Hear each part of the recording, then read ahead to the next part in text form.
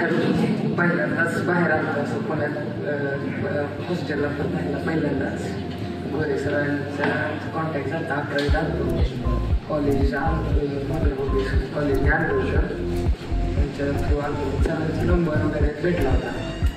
सरांना पेपर झाल्यावर कॉल केला. मग सरांनी मग सांगितलं कसं काय नियोजन असतं इथलं सगळं नॉलेज इथं काय आहे कसं काय असतं फी किती आहे सगळं सांगितलं. पहिल्यांदा तर असं वाटलं की पहिल्यांदा आलं इथं काय करमतंय नाही करमतंय काही माहीत नाही तर आलोय तर आलोय. Hi everyone, my name is Sojal Suryakant Gawali. I belong to Kurduwadi.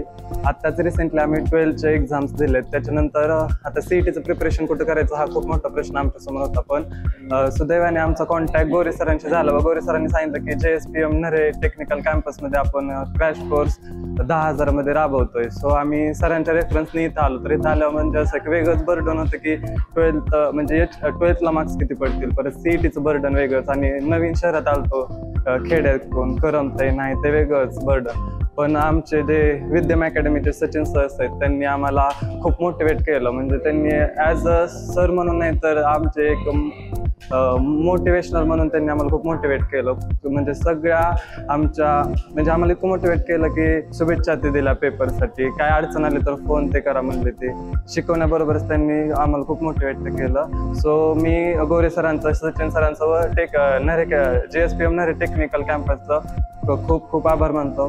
Thank you. माझं नाव अनुजा जीवन साळुंके. मी सुलतानपूर या खेड्यागावातून आलेली आहे. मी सोलापूर जिल्ह्यातून आहे. पहिल्यांदा गोरे सरांनी कॉल केला. मग नंतर त्यांनी कॉल केल्यानंतर JSPM बद्दलची माहिती मी विचारली त्यांना की कसं काय. मग क्रॅश कोर्स बद्दल त्यांनी माहिती सांगितली की मी म्हणलं हां क्रॅश कोर्सला इथंच जायचं. 35 दिवसाचा हा क्रॅश कोर्स होता.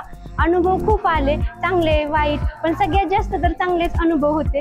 काही अडचण आली तर गोरे सर होतेच मदतीला. गोरे सरांना आणि इथल्या सगळ्या स्टाफला थँक्यू म्हणते की त्यांच्यामुळे एवढं भारी क्रॅश कोर्स पुणे काय असतं तिथलं राहणं वातावरण वगैरे सगळं काही बघता आलं, अनुभवता देखील आलं. थँक्यू.